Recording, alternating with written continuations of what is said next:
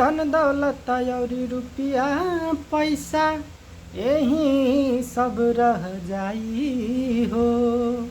जे करे अभिमान शरीरिया के अरे माटी में मिल जाई हो। तौ हो माटी में मिल जाई हो। जे पवला सही हीरा मोती ओकरा न फेर कुछु चाही हो। ले लो ये भैया राम के प्यारे सुर मचाई गली गली है। राम नाम के हीरा मोती हम बिखराई गली गली। ले लो ये भैया राम के प्यारे सुर मचाई हो गली गली।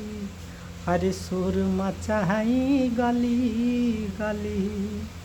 तो बोला राम बोला राम बोला राम राम राम बोला राम बोला राम बोला राम राम राम।